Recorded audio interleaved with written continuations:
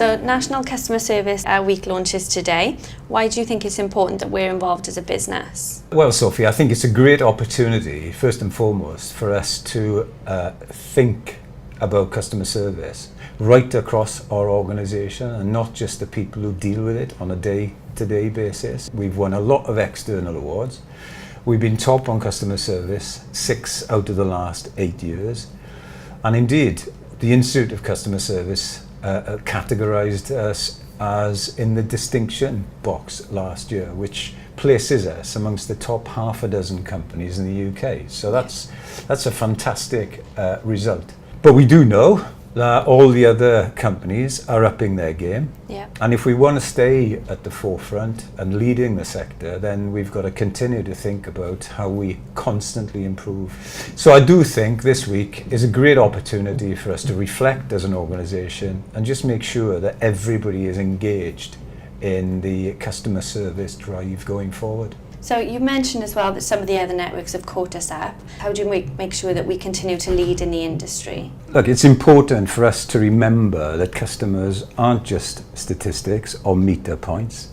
I'm always encouraging our people to think about ourselves as the customer. What do we expect? And it's quite interesting, the research that the Institute of Customer Services has been carrying out suggests that despite the onset of new technology and improved communications, that actually the interface with customers, the personal interface, is just as important as it ever has been. In fact, probably more important now. Really interesting, most of the commendation letters that I get are not about the actual issue or the physical work that we do.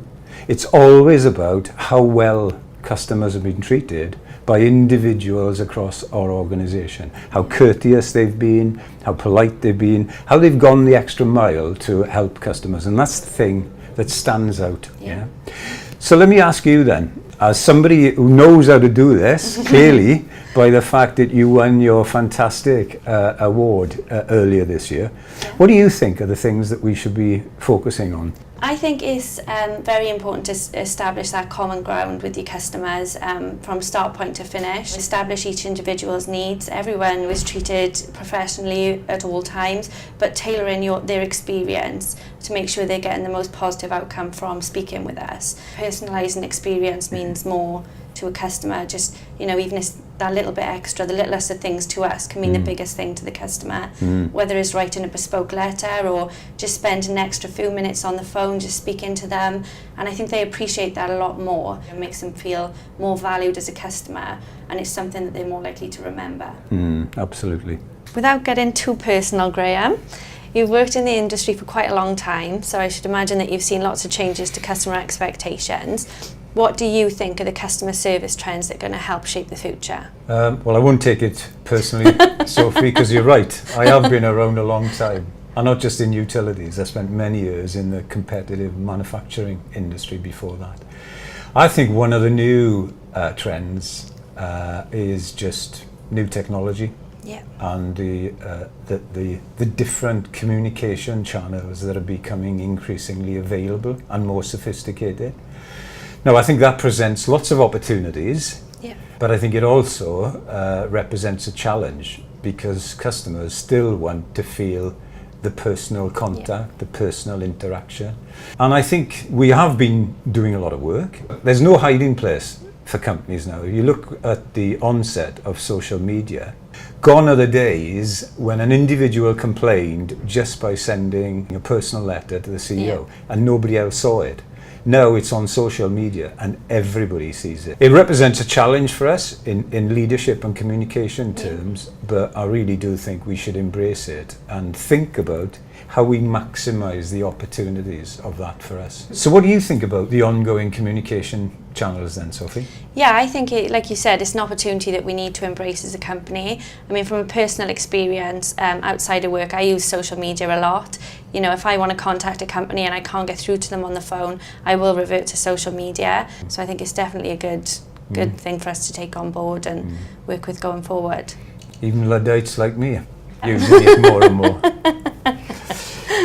So how do you think this could impact our regulator Ofgem's expectations for our customer service improvements and performance? Right from the start of this price control, the regulator putting more emphasis on incentivising customer service and innovation, as well as expecting us to meet, the basic regulatory requirements, and indeed penalising companies when they don't meet expectations. But I think right from the outset, our objective has been to almost say, yeah, we'll meet the regulatory requirements, but actually we go beyond that. How do we give the best customer service that we can possibly give? We essentially run a monopoly business here. Yeah. As the gas distribution company, customers, for most of our activities, have got nowhere else to go. And I think our mantra from day one has always been to deliver the best customer service we can. And if customers did have a choice, they'd want to stay with us because we are delivering for them. There's limited competition in our sector. But notwithstanding that, we've always striven to deliver the best that we can. And I'm really chuffed that that's been recognised by, for example, our Institute of Customer Service score. We're not only the best in the sector, but actually we're amongst the top half a dozen companies in the UK. Yeah. So we're rubbing shoulders with real household names like your John Lewis's and your Amazon. I think that's a great place to be. Yeah, definitely. But as I've said all the way through, we've got to keep that focus to keep us ahead of the game, really. Because I think all the experts will tell you, you can't hope to deliver excellent customer service unless you've got a fully engaged workforce. And we've done a lot of work in the last few years to really improve the level of engagement, get people's views. Our priorities and values are an excellent example of that, where we've sought to engage staff as much as possible so that actually they feel fully part of the organisation, which I think then allows them to do their best as far as external customers are concerned. Yeah. Thank you very much for your time, Graham. There's some really insightful reflections there.